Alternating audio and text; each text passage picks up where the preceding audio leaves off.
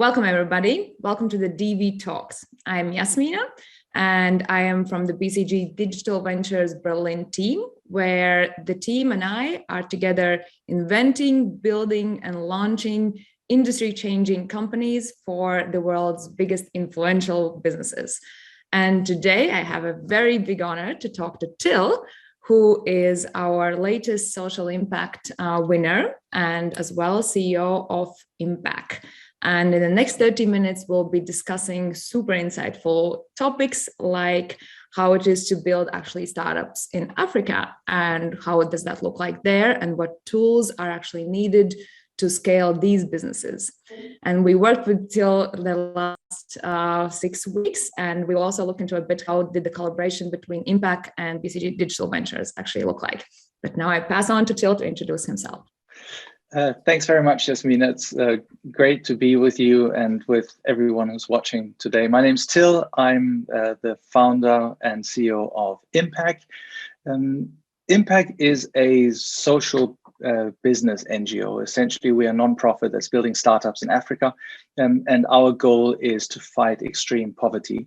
And we believe the best way to do that is by creating jobs. And we believe the best people who can create jobs are local entrepreneurs who need some help and some funding, and that's where we come in. That's the basic idea of Impacc. I've actually kind of oscillated between different worlds all my working life. I started out in business, worked for kind of big international companies for a long time, and really loved the tools of business, of driving results, of achieving things. But I was lacking the why behind it, and the idea of kind of retiring, having increased the market share of soup in Northern Europe just didn't kind of appeal to me. So I changed sides and worked in development aid for a long time. And I loved that and felt that was really kind of the people ticked like me and they wanted to achieve the same things. But suddenly I thought, what happened to all the great tools I learned in business? So that probably was the founding idea of Impacc, to try to bring these two things, these two worlds together. We are fairly young. We launched pretty much on the day, I think, about 2 years ago, at the end in December 2019. Have been growing quite fast. We now have 3 offices, one in Germany, one in Kenya, and one in Addis, with a team of about a dozen people or so, half men, half women, half African, half European. So it's a nice mix, and lots of exciting ventures, which I'm sure we're going to be talking about a little bit as we move on. Absolutely. That's probably my favorite part of what I cannot get tired listening to. Maybe a little bit how we get to work together with Till. So at BCG Digital Ventures, we have a social impact program where every year we publish an announcement that anyone can apply who has a venture, a business idea that really brings social impact. And then internally, we look through the applications, we vote, we have kind of like a mini pitch competition. Everyone gets really, really excited. And eventually we select who we get to work with. And then eventually it goes into the same process how we work with our classical clients. So we have a dedicated sprint. And in this case, it was 6 weeks validation sprint, which we do completely pro bono. We assemble a team of very excited people who jump and join full-time, in this case, Till's team. And together we work towards whichever goals we defined in the application process, what would be the most impactful for us to support.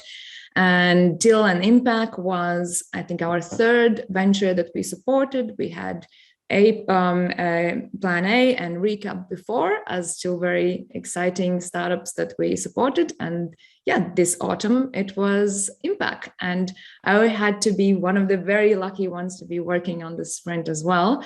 And now it's actually our first time meeting after our sprint concluded.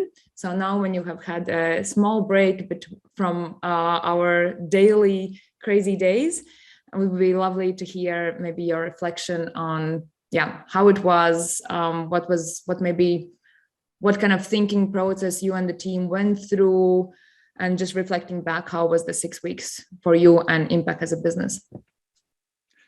Yeah, it was probably one of the most intensive 6 weeks I've ever had in my entire life. And I've had some pretty intense weeks before, so this is setting the bar pretty high. It was basically kind of drinking from the fire hose and kind of getting this amazing group of people together, who had jobs, the titles of which I'd never heard before. So it was suddenly this meeting of great minds who basically went from zero to great contributions in a short term, which was really fantastic about the corporation. Let me tell you maybe a little bit about how it started, because I think I'm a kind of second time lucky sort of guy. I had been in touch with BCG, the mothership, in various projects before in previous jobs. And one of the partners there pointed out this fantastic program from Digital Ventures. And I applied when we hadn't even registered our company. And I still remember how I had to kind of submit a video. I think it was a 3-minute video. And we knew pretty much what we wanted to do. And we also knew what we wanted to get out of this corporation, but we hadn't even decided on a name for our company. So I remember sitting in pretty much here in kind of the office at home under the roof, recording this video and saying, "Hi, my name is Till. I work for Thempower, and we're a social business NGO that creates green jobs for poor people." And then 2 days later, we changed the name. So I re-recorded the interview and said, "Hello, my name is Till from Solved. We are a social business NGO that creates green jobs for poor people." And then a week later, I said, "Oh no, yet again." And then finally, we kind of decided on Impacc, and that was kind of the end of my first application round. I think we liked each other back then, but your colleague said, "You know what, why don't you kind of set up your company first and reapply next year," which is what I did. So we had to wait a little bit.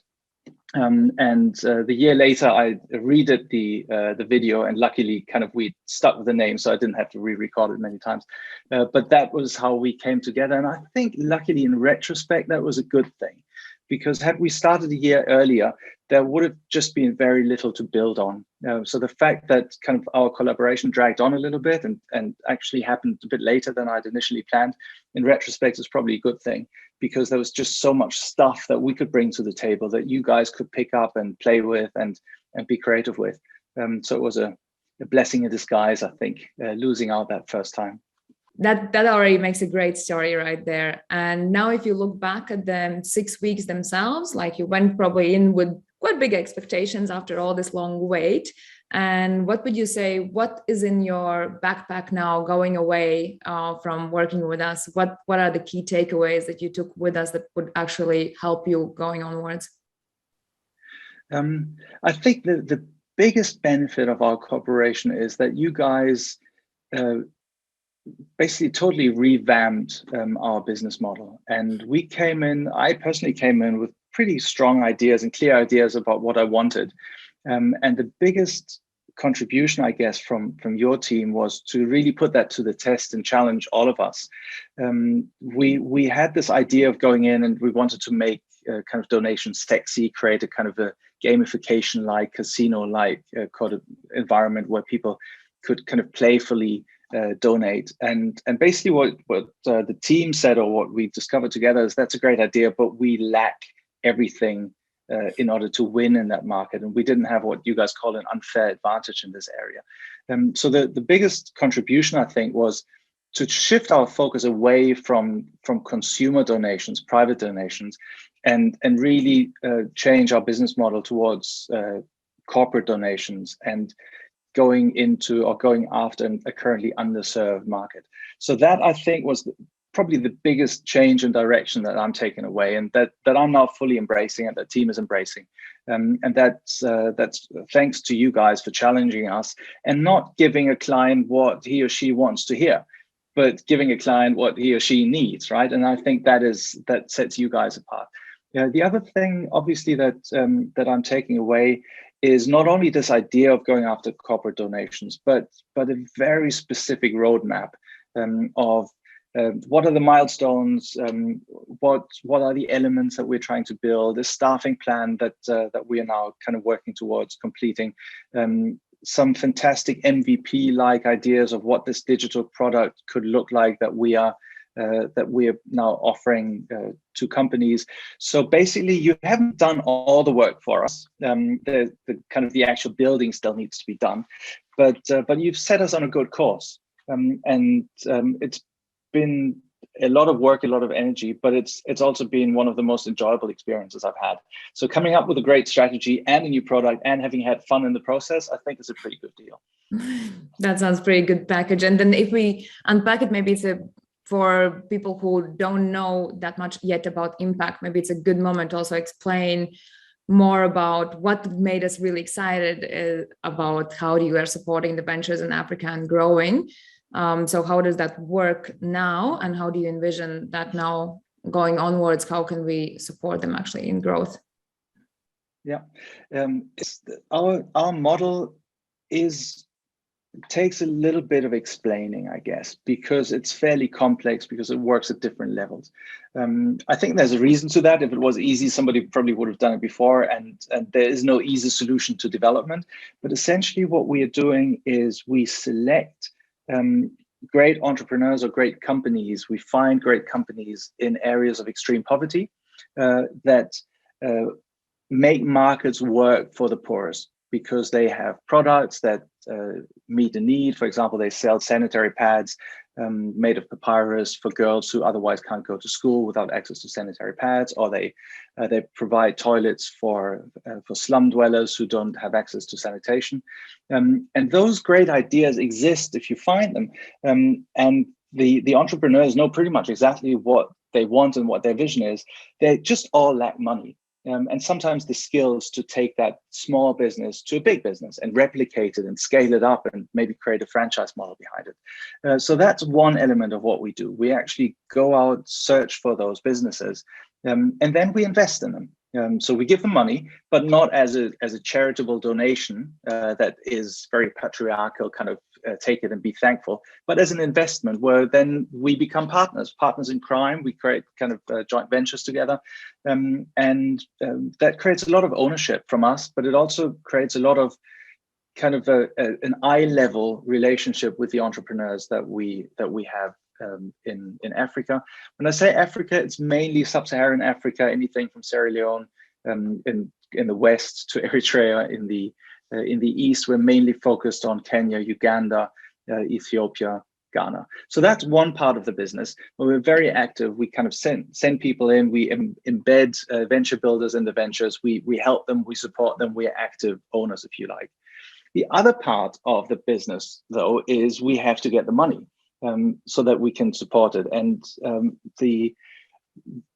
basically, the markets in which we operate aren't profitable markets.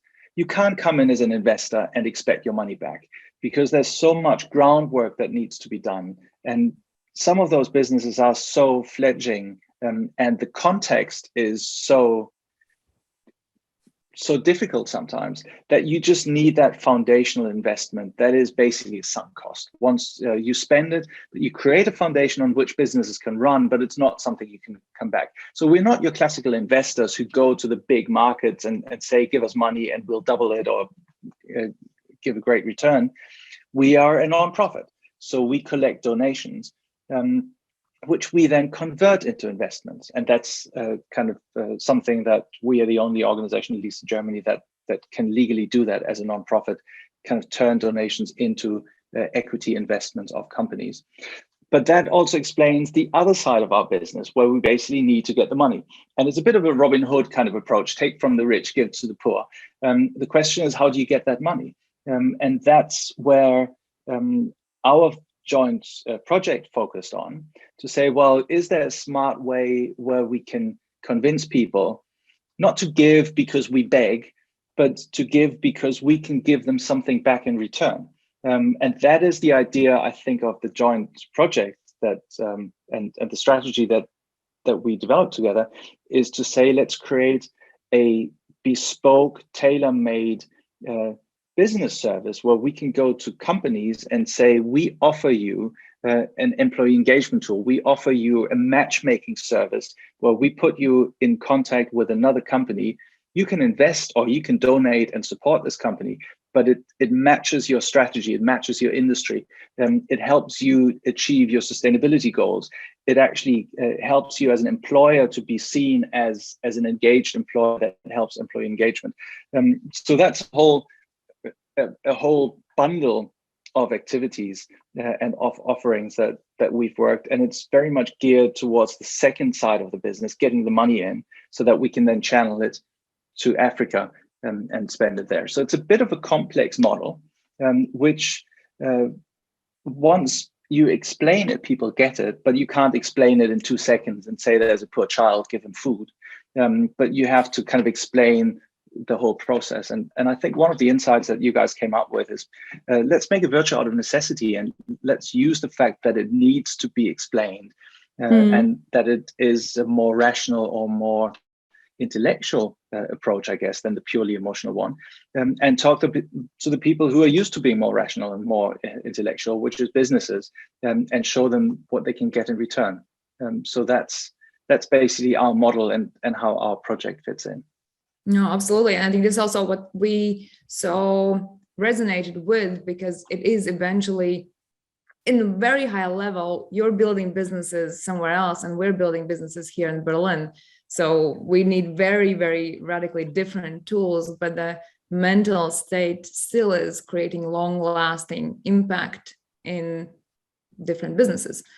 And what I really like how you are describing, like I always call it the ripple effect of investment, because you put it into this venture and they grow, and then the whole community around them grow as well. So indeed, it's not necessarily supporting somewhere where we can post pictures of cute animals and that immediately triggers donations. It's much more complicated than that, but then therefore so much more makes sense. If we talk business, then let's keep that and also target people who are interested in such opportunities. So I'm personally very excited about where you're going with this, and with the ventures themselves. Maybe you want to highlight, I mean, all of them are all of our favorite kids. There's no favorite one, but if you would have to pick out one as a highlight, who is that venture that you would want to shortly introduce? Does it have to be one? Can it be two? I know they're all so cool. I know which is my favorite, but go with yours. All right, do you know what? I tell you my favorite, and then you tell me your favorite. So I think I'm going to pick the one that I've just been to visit last, and it's a pretty cool company in Kenya that makes affordable housing out of plastic waste. They're called Ginger Makers.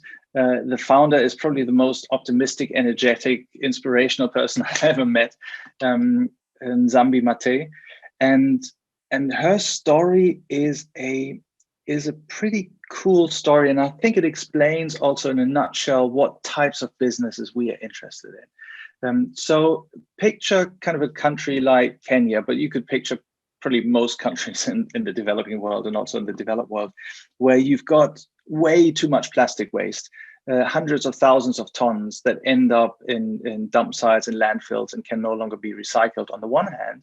And on the other hand, you've got this lack of affordable housing, and people live in slums for many reasons, but one of which is also because they can't afford building materials to build proper houses. And then you've got a lady like Nzambi, who's a material scientist, coming along and putting one on one together and saying, well, we've got plastic on the one hand and the need for bricks on the other. Can't I just use the plastic waste and turn that into bricks? And that in itself is probably not kind of new to the world. That's been done before, but the way she's gone about it and actually used what was available to her to build a business from scratch is just a very incredibly inspirational story, and the types of stories of the types of founders that we are looking for.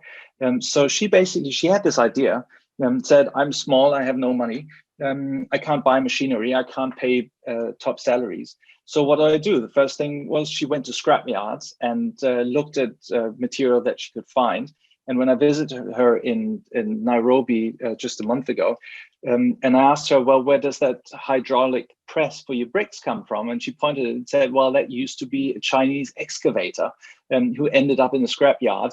It was broken. The only thing that still worked was kind of that hydraulic kind of whatever excavators do, the excavating thing, I guess. So she used that to build a hydraulic press, which is pretty nifty. The other thing she did was, well, I couldn't pay salaries, but people would come by from the slums and say, do you have work? And she would say, well, no, but come back, just volunteer for a couple of days, see the plastic or kind of fill the machines, whatever. She would give them the shitty jobs at first. When they came back a week later, she would say, okay, now you can do something a little more exciting. They came back a week later. She'd say, okay, now you have a job. And that way she's built kind of 20 jobs, formal jobs, plus 100 waste collectors, pretty much out of nothing. And the product serves a real development need, because she's now creating bricks that are more stable than concrete bricks. They cost less and are lighter, yet load bearing. So with that, she can really start supplying builders and build houses. So that's a business that just ticks so many boxes. It creates jobs for people who live in poverty, which is our main goal. They're green jobs because they don't take away from nature, but they recycle something that otherwise would end up in the landfill. Which is the second thing. And it's incredibly ingenious and an ingeniously simple kind of business idea that if it works in Nairobi, we can help Nzambi replicate this to other regions of the country, to other countries in East Africa, to other countries in the continent as a whole. So the growth opportunities are limitless, but they are very they are bottom of pyramid markets that don't attract funding. When I first met Nzambi, she said, why do you talk to me? Nobody talks to me. They all want to invest in fintech. You know, why do you want to invest in me? And I said, that's precisely because we're talking to you, because we believe shelter is a human right. And we believe let the money go to the big scalable tech businesses. You are creating jobs and you are getting people out of poverty who otherwise wouldn't have a chance. And that's the type of business that we like. And I could go on and I could tell you other stories, but let's leave it at that. It's a pretty nice example, I think, of the types of businesses that excite me and excite us and maybe some other people as well. She's definitely a superstar and such a great inspiration. I've seen her as well on calls and so much energy. So I bet more people would be interested to know how would one find such a talent as her? How did you meet? Yeah, that's a great question. And I think it also explains how we've evolved as an organization. So we started out from our own networks. As I said, we started this in 2019 together with a former colleague of mine, Jochen, who's a real expert in development. He knows his stuff. I'm a bit of a jack of all trades, master of none, but he really has been living in Africa for 20 years, is married to an Ethiopian lady, lives in Ethiopia. So basically we started with our networks and looked at development projects that we felt had the potential to grow into businesses. We then started to attract some fantastic colleagues for Impacc from the incubation, startup, acceleration scene in East Africa. And one person in particular, Anne Lowy, who's now a chief venture builder, joined us because she said, you know, I love building businesses and I love having an impact, but the businesses that have the biggest impact are the ones that I can't invest in because they aren't profitable enough. So she saw that gap in the market that we also saw, which is to be a philanthropic investor and actually give money and invest without expecting a return. And she said, finally, I can kind of invest in all those great companies that have the biggest social impact. And she had a few that she knew, and Nzambi was one of them. She couldn't invest in her beforehand because it didn't make commercial sense as much, but now she can. So she brought her with us or with her.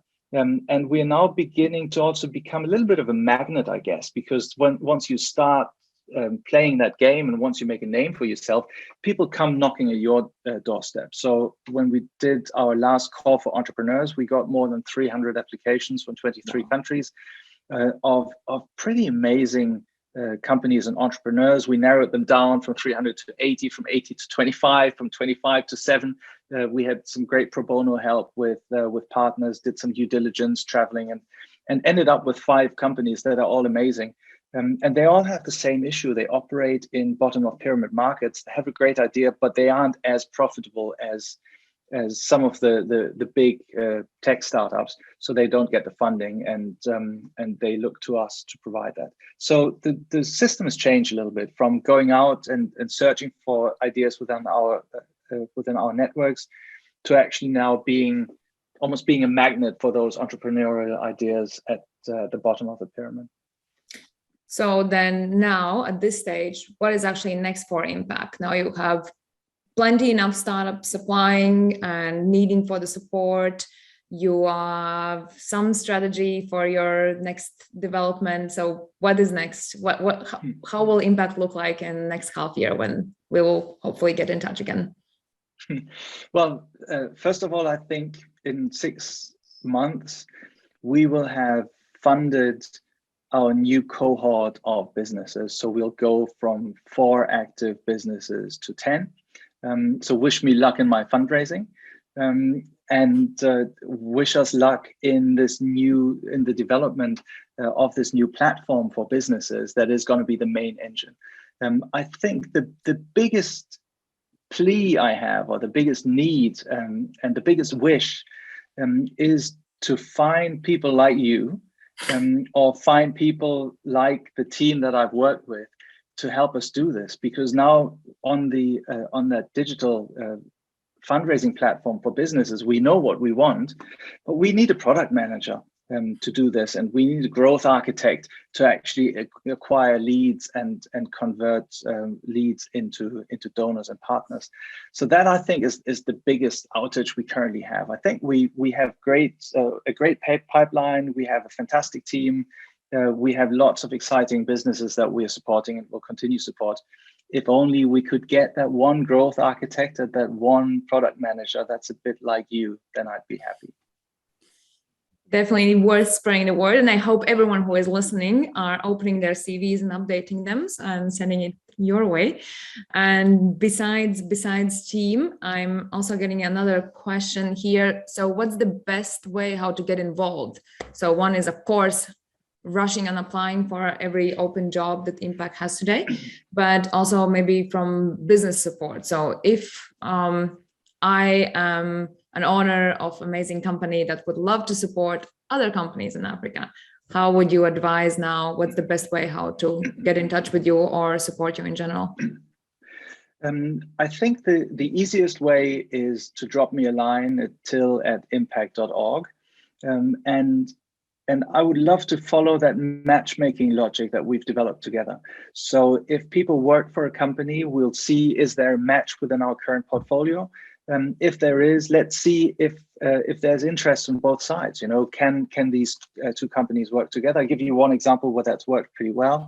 You know, Villeroy & Boch, the maker of toilet seats, market leaders in Europe. Probably not the most sexy job, I guess, at a party to say what you do. I sell toilets, but on the other hand, we have this amazing venture in Ghana that makes biodigester toilets for slum dwellers. And suddenly there's a big connection. And for a company like Villeroy & Boch, it makes a lot of sense to start getting engaged and maybe donate some product. And just today they called me and said they want to make a donation and become a little more serious about it. So that goes to the next step. And then suddenly you can build connections between employees of one company and the other. And they now talk about S-shape and P-shaped siphons. Don't even know what that means. But you can see kind of the experts are beginning to come together. And that's pretty much how I would like this to be, that we start with more of a kind of, we're interested in the model of Impacc, of actually turning donations into investments. And once that's established, then kind of see if expertise is needed. We are not a kind of volunteering organization that sends kind of people from the north into the south. Having said that, if people listen to this who don't work for a big company or don't have a lot of money, but have skills, there's always an opportunity for us to actually leverage those skills and do short-term assignments. I'll give you one short example, the due diligence I mentioned. We got somebody from KPMG who wanted to take some time off. She wanted to do good. We invited her over, paid for a flight and for accommodation. The rest was free. She did due diligence for us. If you're a business consultant who knows supply chain, as a supply chain expert, we have a fantastic short-term job to one of our ventures to revamp and optimize the supply chain of making biodegradable sanitary pads in Uganda.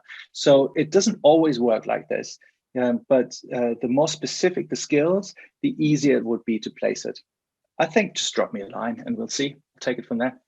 Yeah, I think that's a great tip. Basically, if you are interested in startups and supporting them in Africa and have relevant skills for that, always worth dropping a line to Till. Definitely super, super exciting opportunities. And while everything is still cooking up, I think everyone is, it's an exciting time to jump on Impacc and potentially grow it also together in the very exciting next stages that I think will be coming next year. And yes, I think that's a very nice ending to our talk. It was super, super nice to get in touch again with you. I very much follow whatever Impacc is doing and rooting in the cheerleading sides. And yes, very excited to see the next steps and fingers crossed and spreading the word from everyone, of course, to support you, grow you, and make the best. Thank you, Till, so much. And thanks very much. Sure we'll be in touch again pretty soon. Thank you.